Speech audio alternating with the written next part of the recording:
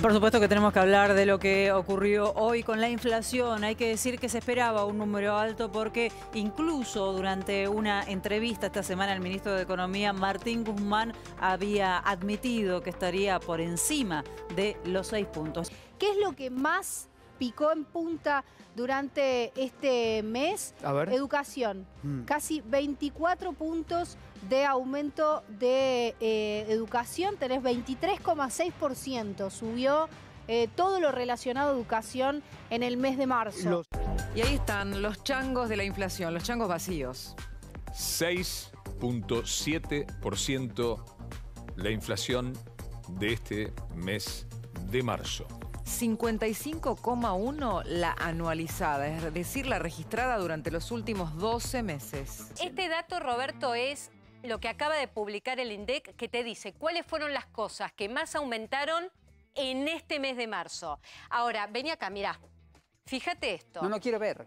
Me hace Educación, daño. Me hace daño. 23,6%. ¿Por qué educación? El mes de marzo en particular es, entre canasta escolar y el inicio de clases, el mes en el que las familias más plata ponen y más aumentan las cosas. Supera todo lo conocido porque se esperaba una inflación por arriba del 6%, pero ya desde ayer empezaron a sonar algunas voces que decían, miren que más que arriba del 6%, puede dar cerca del 7%. Y ahí lo tenemos en 6,7%. La inflación de marzo es la más alta en 20 años. Desde abril de 2002 que no se veía un número de este tamaño, de este calibre. En abril de 2002 fue bastante más alta, 10,4%, pero aún con toda la devaluación, por ejemplo, del gobierno de Mauricio Macri, todo lo que fue la inflación alta de esa época, septiembre de 2018, por ejemplo, ni en esa época hubo un 6,7%, ¿eh? Lo dijo el secretario de Comercio Interior, lo dijo el ministro de Economía. La baja de la inflación está a cargo del Ministerio de Economía y las políticas macroeconómicas que se lleven adelante. Y ahí es donde podemos pensar qué tanto influyó en las empresas que remarcan por cualquier argumento, por cualquier cosa, el desorden o las internas que se han aparecido, ¿no? Al fuego vivo dentro del gobierno y la incertidumbre que ha generado ello y pensar qué tan importante es justamente recalibrar y tener un orden, un apoyo político explícito y en lo posible total del programa económico y del espacio político para poder reordenar un poco las expectativas. Acá, ¿qué es lo que apuesta el gobierno? Dicen, bueno, producto después de la sequía van a bajar un poco el estallido que hubo en frutas y verduras y también en huevos, y los alimentos deberían bajar si funcionan estos pactos y estos controles de precios y las canastas a las que apuesta el gobierno. Todo esto por ahora es teórico.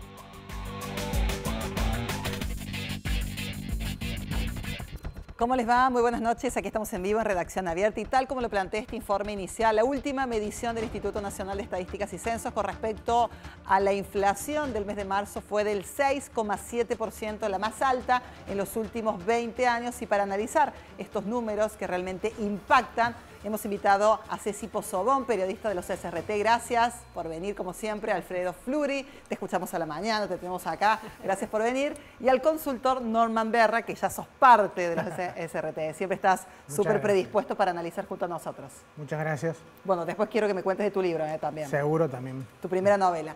Bueno, ¿por dónde arrancamos? ¿Cuántas veces hemos dado cuenta de la inflación? Da la sensación de que es incontrolable. Y me quedo con las expresiones de Alberto Fernández, cuando se conocía la de febrero, 4,7. Una guerra contra la inflación.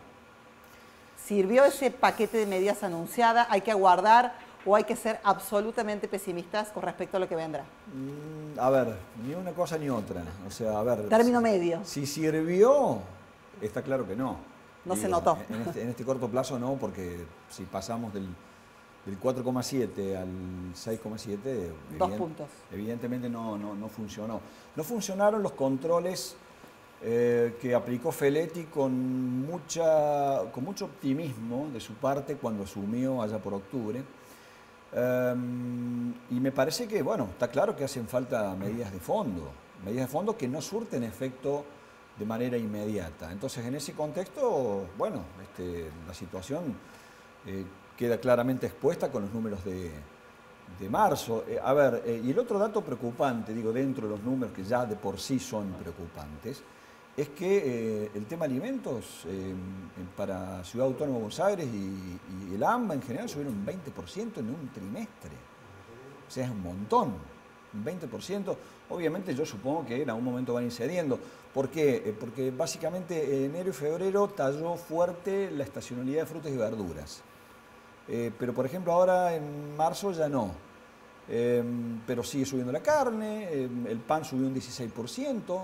No funciona todavía el fideicomiso que quiso instrumentar el propio Feletti, esto para desacoplar el precio del trigo externo y bajar el pan. Digamos, hay un montón de aspectos que todavía están en elaboración y otros que, bueno, tienen que ver con cuestiones de fondo que justamente han sido acordadas con el fondo, esto de bajar el déficit, de bajar la emisión monetaria, y bueno, que no son medidas que den resultado de un día para el otro. Así que yo supongo, digo, en función de cómo viene la dinámica, que abril va a ser alta la inflación, no el 6,7, pero probablemente el 5 o 5 y pico. Sí, ya hay consultoras que dicen que va a oscilar entre el 4,3 y el 5 y algo para el mes de abril, pero de todas formas te agrego, Alfredo, que faltan todavía a los aumentos tarifarios, ¿no? Hoy se dio a conocer, la Secretaría de Energía hizo la convocatoria para las audiencias para incrementar la tarifa eléctrica y la tarifa del gas, van a ser en mayo. Junio con aumento. Con lo cual con eso se viene un incremento, estamos hablando en lo que es un insumo necesario para la producción. Claro, y se habla de una actualización de esas tarifas de un 20%. Ya no hay salario, no hay jubilación, sí, no hay programa que resista. ¿Hasta cuándo se va a resistir con estos números, pienso, Norman? Y además cuando la política tampoco acompaña ningún plan económico, si lo hubiera.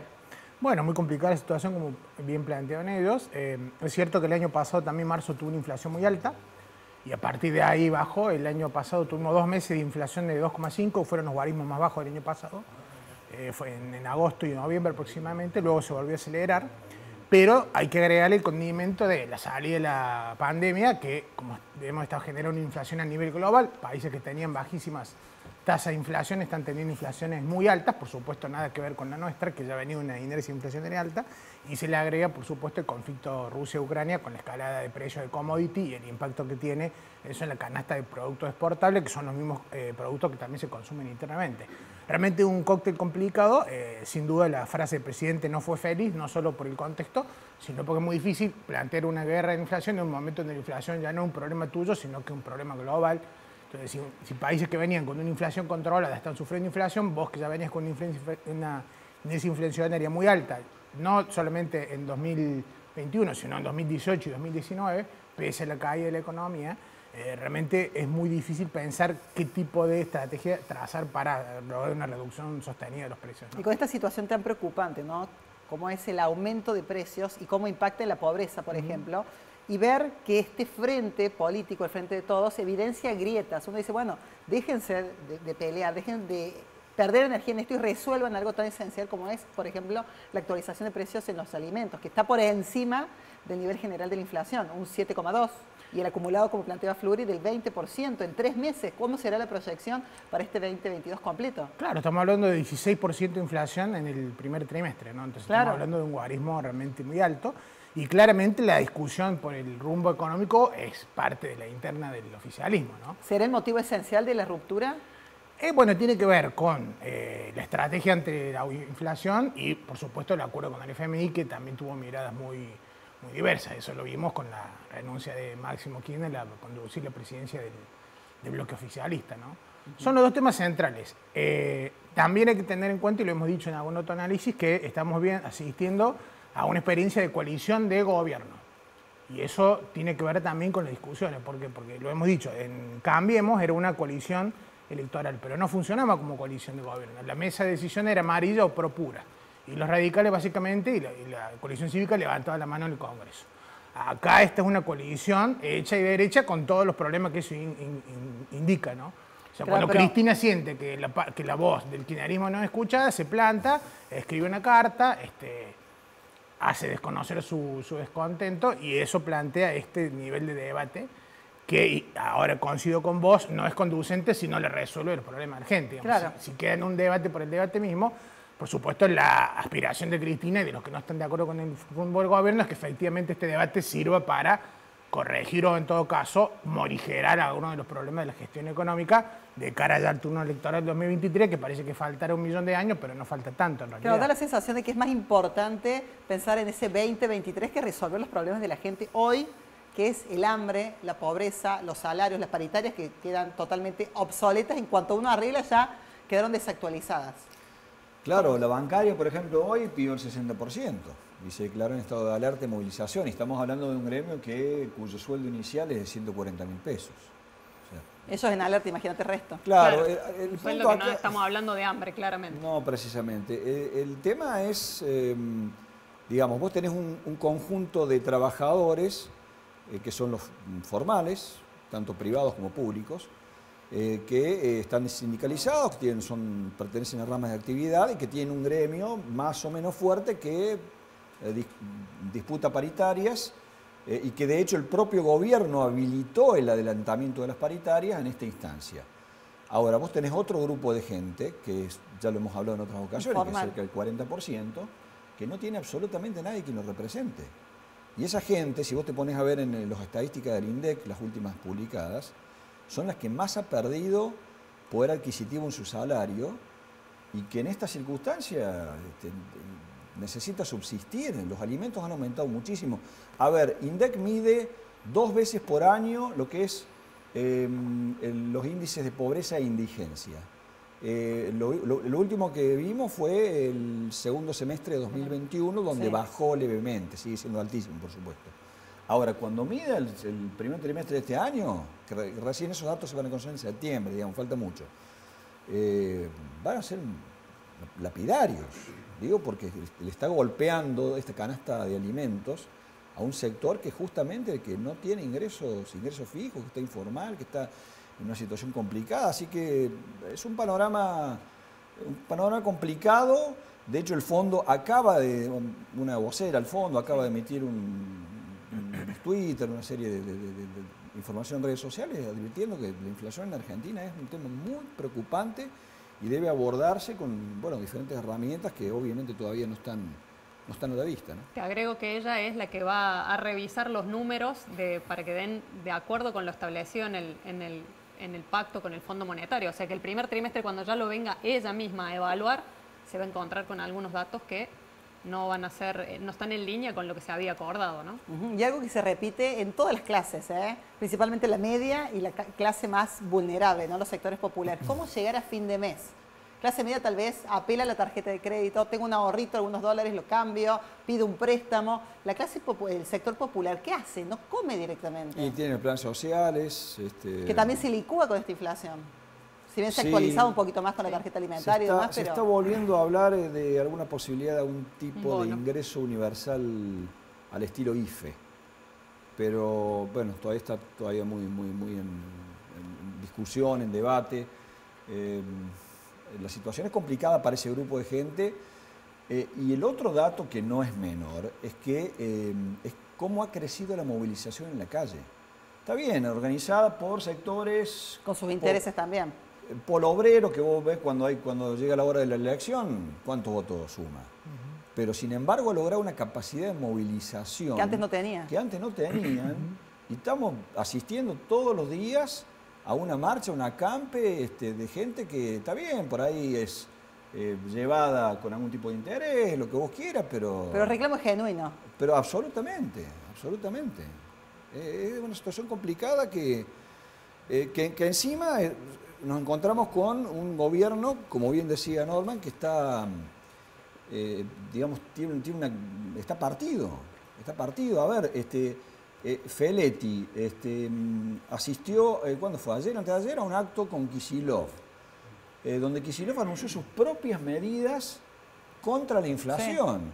Sí. Justo cuando el propio Guzmán, que dio una nota con C5N, pidió un alineamiento político y una línea común de apoyo, porque esto, digamos, si uno apunta a un lado, para bien o para mal, y vos tenés los tipos que integran tu propio gabinete económico, que te están contradiciendo, y bueno, la señal que estás dando para afuera no es precisamente la de una expectativa de no sé, una mejora en la economía o unos precios que vayan a ir en descenso, ¿no? No obstante, hacia ese frente es un mensaje clarísimo de Alberto Fernández, ratificar al ministro Guzmán, ¿no? Y un Guzmán que dice, bueno, yo voy a seguir con este programa con quienes estén alineados y quienes no. Tanto se lo cuestiona a Guzmán, un Guzmán que algunos dicen, bueno, se focalizó solo en encontrar este acuerdo con el fondo y de la economía interna, nada. No obstante, fue ratificado. ¿Qué opinan sobre eso? ¿Es correcto? ¿Habría que cambiar ese criterio, esa orientación económica o no? Yo creo que cambiar por ahora el ministro de Economía me parece que no da, porque todavía le quedan algunas negociaciones por delante, el caso del Club de París y estas revisiones trimestrales que va a hacer el fondo de un acuerdo al que él llegó. Así que me da la sensación que como que no hay mucho margen político como para moverlo cuando todavía está eso en pañales.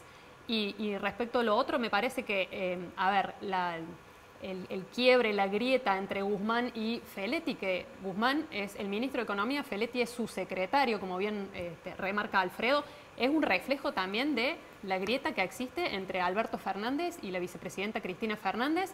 Es un reflejo de, a ver, Guzmán está apoyado, apalancado por el presidente y Feletti está un poco más... Vos dentro del gabinete tenés, del equipo económico, tenés a Guzmán, lo tenés a Culfas y lo tenés a Moroni en trabajo, digo, básicamente. Y después, dentro del equipo Guzmán, lo tenés a Feletti, hombre de Cristina, lo tenés al secretario de Energía, que es también hombre de Cristina, y tenés una serie lo tenés a, digo, no forma parte del equipo, pero lo tenés a Claudio Lozano, que es uno de los directores del Banco Nación, que vos lo escuchás y parece, no sé, cualquier opositor de Juntos por el Cambio tiene un discurso más liviano que el que tiene Lozano, o a la legisladora Vallejo, o a la senadora Itulio. O sea, hay un quiebre muy importante ahí que yo no creo que se resuelva fácilmente. ¿Y por qué será ese quiebre? ¿Para despegarse y ya proyectarse al 2023? ¿O efectivamente tiene estas motivaciones vinculadas estrictamente al rumbo económico?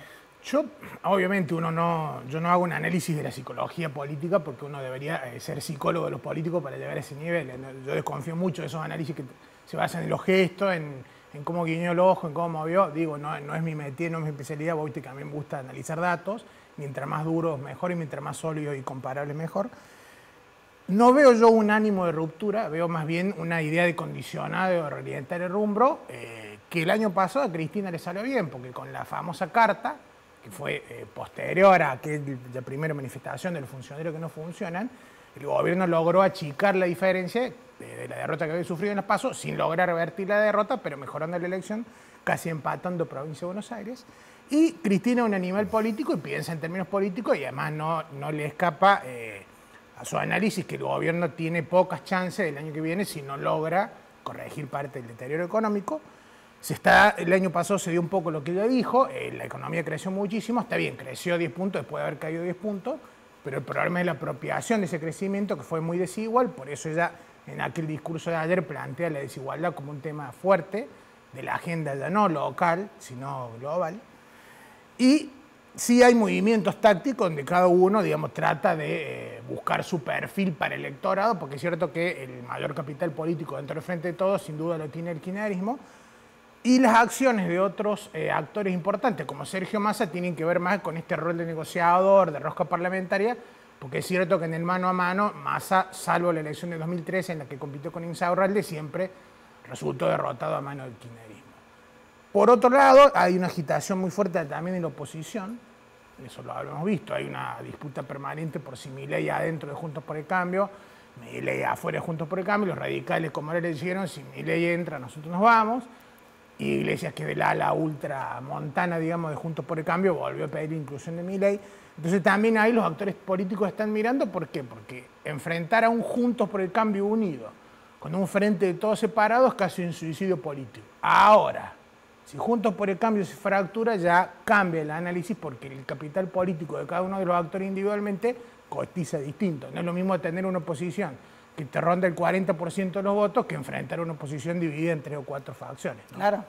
Entonces ahí yo creo que está la parte, si se quiere, de cálculo o de oportunismo fundamentalmente el kirchnerismo, que es la parte más fuerte de la coalición en términos electorales, no en términos de decisión hoy, porque está gobernando Alberto, también por decisión de Cristina, por supuesto, pero me parece que se van a ir orejeando las cartas, ¿no?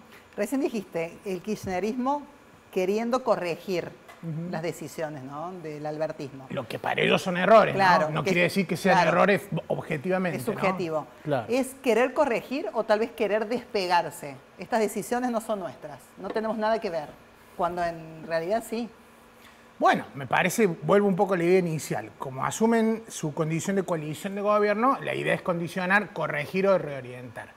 Ahora, cuando ya la temperatura electoral ya esté muy caldeada, que estamos hablando marzo, abril del año que viene, donde ya el año electoral va a estar corriendo, porque ya van a haber pasado las vacaciones, sin duda todos mirarán, bueno, a ver qué pasó con el crecimiento de la economía en 2022, se distribuyó mejor, sigue igual cómo estamos en las encuestas y cómo estamos en el ánimo y la temperatura social, y ahí irán discutiendo también estrategia política, porque no nos olvidemos que Alberto en su momento dijo que iba a haber PASO el año que viene, se anotó él también para la PASO, y muchos se entusiasmaron con eso, cuando en realidad la PASO es una estrategia que no le resultaba muy bien al oficialismo, porque no nos olvidemos que en 2015 hubo PASO en provincia de Buenos Aires, muy encarnizada entre Aníbal y entre Julián Domínguez, y esa PASO tan encarnizada ya no la llegada de María Eugenia Vidal a la provincia de Buenos Aires.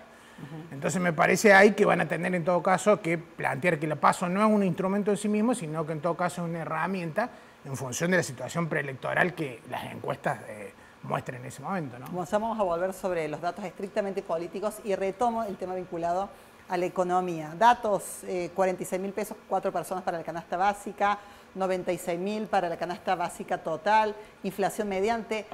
¿Cómo se concreta vivir dignamente en esos 30 días del mes? ¿Qué hace la gente en ese sentido? Y por otro lado, pensaba en las paritarias, las negociaciones, nos paramos del lado del empresario, del negociante, del industrial. ¿Cómo puede responder esa paritaria cuando también hay muchas restricciones desde ese lugar? Con respecto al cepo, con respecto a los precios regulados, con respecto a la seguridad jurídica. ¿Cómo se plantea esa negociación para tratar de salir adelante? Bueno, qué pregunta. Qué difícil. Está claro que el gobierno no ha dado no la puede resolver. O sea, lo que acabas de decir vos tiene muchas aristas, demasiadas aristas que no son sencillas de resolver. Claro, pero se la exige también al empresario, se la exige a la industria. Bueno, ¿Y cómo responde esa paritaria que, hay empresas, que queda totalmente atrás? Hay empresas, digamos, que tienen espalda, que, digamos... A ver, una de las críticas del sector duro del kirchnerismo es justamente cómo Guzmán no se le planta con la dureza que debería tener, dicen el kirchnerismo, para, justamente discutir con estos sectores monopólicos, oligopólicos, formadores de precios. Bueno, esa gente tiene espalda como para bancar. Ahora, vos tenés que no sé, el 90 y pico % del empleo registrado o no registrado también, son pymes, no son estas grandes empresas. Claro, ¿cómo responde esa pyme? ¿Cómo responde un comercio que tiene más de 1 millón y pico de laburantes a un aumento de sueldo que está pidiendo Cavalieri ahí del 20 y pico % 23% para trimestral. 3 meses, el trimestre? Entonces vos tenés, bueno, quizá uno que sí lo pueda pagar, pero... Entonces, ¿qué ocurre? Por ahí te obligan a digamos, tener trabajadores negros, o sea, te obligan a expulsar mano de obra registrada. Hacer acuerdos a lo mejor que no sean completamente en blanco, a lo mejor es una parte del acuerdo no blanco va al y básico, otra parte no es remunerativo. Claro, sí, el no remunerativo volvió hace rato. Volvió para quedarse, volvió incluso en la administración pública, cosa que se supone que no debería, legalmente no debería existir, es un pago en negro. Es una situación muy complicada porque, a ver, por más que el gobierno haya fijado la consigna, me parece una consigna muy coherente y indubitable, de esto de después de 3 años que los salarios le ganen la inflación, que el salario real, digamos, tenga una mejora del poder adquisitivo. En esta instancia se termina básicamente convirtiendo en una consigna utópica. No te diría vacía, pero ¿cómo haces para...? Si estás hablando de... Está bien, hoy vaticinar una inflación anual es es una quimera, evidentemente, pero... Bueno, pero las paritarias, por ejemplo, ¿hasta cuándo son? ¿Hasta septiembre, octubre? Y la mayoría fueron ¿Nadie se la quiere jugar semestrales. para todo el año? La mayoría han sido semestrales, pero Claro. bueno, te está diciendo, a ver, Cavalieri está reclamando una trimestral, o sea, ¿cómo se organiza un empresario o un pequeño comerciante en su actividad diaria, en su estructura de costos, para saber que todos los meses, cada 3 meses tiene que estar negociando paritarias otra vez? Y el otro dato que no, a ver, que no es menor y que todavía afortunadamente no se siente, yo acabo de hablar, antes de venir para acá, con un empresario del sector comercio. Y le pregunté, che, ¿ya hay algún tipo de impacto en el consumo? Digo, pues, si los precios aumentan como aumentan, es lógico. Por ejemplo, la parte de la... Saquemos alimentos, todo lo que es prenda de vestir y demás, se han incrementado de una manera... Y me dice, mira, todavía no tenemos... hasta hoy datos que marquen una caída del consumo. Pero si esto sigue, digamos, más temprano que tarde, el consumo se va a comenzar a retraer y no te extrañe que el crecimiento austero, mínimo de la economía para este año, que no era menor, en realidad era 3 y pico por ciento, que no sería menor, si se diese en sus términos, se convierte en una recesión. Claro. O sea, estamos en una instancia en donde tenemos un problema interno, doméstico, crónico, irresuelto por años, y encima ahora, complicados con el frente externo, que hoy es Rusia y Ucrania, pero antes fue el COVID y mañana será, no saber qué otra cosa.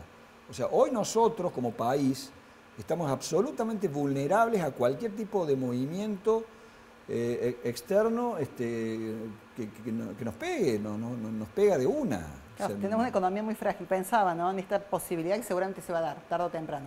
Baja el consumo, el stock aumenta, sobre stock, y ahí impacta en la productividad, las empresas se tienen que rearmar, las industrias, y ese es otro problema, las suspensiones y demás. Una cosa va llevando a la otra, ¿no? Mira, Sí. el informe de comercio, perdón, esto que mencionaba Alfredo, si bien los últimos informes, por ejemplo, de la Fedecom han estado dando incrementos, el último fue un incremento, me parece que era del 1,2%, algo bien chiquito, y ya estaban remarcando que el consumo que se va, las compras que estaban haciendo las familias eran absolutamente lo necesario, no había compras, a lo mejor en esto, o calzado, o las compras de calzado y vestimenta que se hicieron fueron obedeciendo la necesidad del inicio de las clases, por ejemplo, en marzo, y que todo el crecimiento que se hubiera dado era más como que respondía a lo que había quedado del turismo, ¿no? Que, bueno, ahora en Semana Santa también puede verse un poquito beneficiado, pero no es, digamos, algo genuino propio del crecimiento o la mejora del Claro, poder se genera adquisitivo otro de la problema familia. cuando baja la demanda, ¿no? Y bueno, claro, sí. O sea, si el comerciante vende menos, ¿cómo paga los sueldos? ¿Cómo paga semejante sueldo paritarias? Vos podés decir, está bien, está perfecto, yo quiero que el laburante cobre en consecuencia, que no pierda poder adquisitivo, porque en definitiva es el mismo tipo que Es el después mismo que compra. le consume Claro. al otro comercio. Claro. Pero si no tenés para pagar. Y se da estas paradojas propias de Argentina, que mientras estamos hablando de esto, estamos hablando de una Semana Santa que va a ser récord con todos los alojamientos al tope, la reserva ya... Y vos decís, che, ¿y cómo es la cosa? Bueno, el que tiene un poco de peso, Es que en para que realidad- no se devalúe, lo pone en circulación. Eso deja en Esa es otra. evidencia la brecha que hay en el poder Sí. adquisitivo. Vos tenés un grupo de, Claro. digamos, acotado de personas que tienen una capacidad adquisitiva y tienen la posibilidad de hacer de que esta Semana Santa, bueno... Sea récord. Claro. Bueno, están las distintas miradas, los distintos matices de una misma realidad. Pensaba por otro lado, no sé si tenemos tiempo, nos tenemos que ir al corte, tenemos para seguir un ratito más. Está en duda acá Ringo. ¿Qué pasa con el peso? El peso que parece un billete del estanciero, cada vez vale menos. El de 1.000 parece uno de 10 y eso impacta, por supuesto, en la extensión de... A mí me sobra particularmente me sobran días. ¿Qué Mira, pasa con la moneda? ¿Qué pasa con la cuestión monetaria? Porque mucho se habla sobre los acuerdos de precios, que evidentemente no han tenido resultados. No. No sabemos si tendrá resultados en la próxima medición. Lo anterior no ha sido positivo. Se habla poco de la moneda, cómo fortalecerla. Y me parece que los anuncios económicos no van nunca por ahí. Bueno, justamente una forma de fortalecer la moneda es reducir la inflación. Claro. O sea, ¿Cómo? a ver, ¿por qué la gente va al dólar? porque ve que, que el peso pierde valor casi a diario. Yo hoy contaba una anécdota que es particular, es personal, pero es muy real, que bueno, aquí en la empresa, como en tantas otras empresas, por ahí te entregan una gift card, un voucher para gastar en un hiper, ponele. En este caso eran 6.600 pesos. Y nos lo dieron hace ¿cuánto? ¿Un mes y pico? Sí. Ya. Bueno, y como yo, bueno, otro tema personal mío, choqué el auto, hace un mes y medio que estoy sin auto, entonces dice, bueno, voy a esperar a que tenga el auto para ir al hiper. Ya perdiste. Y claro, y me puse a pensar, y ya de los 6 meses ya perdí el 10%. Claro. O sea, y me conviene, no sé, en bicicleta o en colectivo comprar antes que seguir perdiendo. Claro. Y por la nafta yo le daría la bici, Alfredo. También es otro tema, además gastar menos plata. Pero digo, o sea... Y hacemos ejercicio de paso. Sí. Está claro que el valor digamos, o sea, si vos tenés billetes, si vos tenés pesos hoy, tenés que ir al súper o invertir inmediatamente. ¿Y cómo resguardas el peso? ¿Cómo lo cuidas? Bueno, ahora el Banco Central... Subió la tasa. Subió la tasa, subió el 46%. Si vos esa tasa, si vos haces un plazo fijo de 30 días, sí. Y los intereses que te da ese plazo fijo lo vas capitalizando, o sea, no los retirás, sino que los renovás con esos intereses, al año te termina dando un 57,1%, que no es un porcentaje menor, probablemente esté por debajo de la inflación. Tenés que bancar, tenés que tener el dinero para hacerlo. No lo toco. Y si no, el plazo fijo, UVA, que todavía sigue estando, ese te asegura sostener la inflación, digamos. ¿Y ahorrar en dólares? Tenés que poder comprarlo. ¿Con respecto a los plazos fijos? Bueno, ahora está más barato el Blue. Bueno, claro, sí. Claro, ¿qué se hace? Para no perder tanto, ¿no? Estamos hablando siempre de alguien que tiene un excedente, Tenés que tener resto primero. Claro, pero más de 200 no se puede comprar, con mucho esfuerzo. No te estoy hablando, te estoy hablando de una clase media remadora, que quiere ahorrar, que no perder tanto sus pesitos y dice, bueno, atesoro dólares. Bueno, guardo este poquito en el plazo fijo. Bueno, el dólar en estos últimos días fue un pésimo negocio, porque llegó a estar en 216, creo, en un momento, y hoy está en 196, 195. O sea... Si apostaste al dólar en ese... Estamos hablando del blue, ¿no? Si apostaste al dólar desde ese punto de vista, perdiste. Sí. Digo, en este último tramo, mes y pico. Sí, después del acuerdo con el fondo, el dólar blue empezó a bajar y de hecho ahora está más económico comprar dólar blue que comprar dólar oficial. Claro, de todas formas, el Banco Central viene devaluando, ya no hablando del blue ni los dólares financieros, el Banco Central, hablando del dólar mayorista, que es el que se usa para importar y exportar, viene devaluando a una tasa del cerca del 4% mensual. O sea, viene subiendo fuerte ese dólar. Está bien, vos me dirás, pero es el dólar que sirve para importar y exportar, y ese dólar lo viene subiendo en línea con la inflación para mantener la competitividad del tipo de cambio. Bien, nos vamos al corte, vamos a seguir con esta redacción abierta, cero optimista, que nos está viendo y dice, bajón absoluto, ni plazo fijo, ni dólar, ni ahorrar, no sé, nada. ¿Se quedan tirando buena energía, aunque es un poquito, algo, alguna esperanza? Nos vamos al corte, ya venimos en esta redacción abierta. Estamos en vivo con excelentes invitados, Norman Berra, Vivi Pozzobón, Ceci Pozzobón y Alfredo Frigoy. Ya venimos.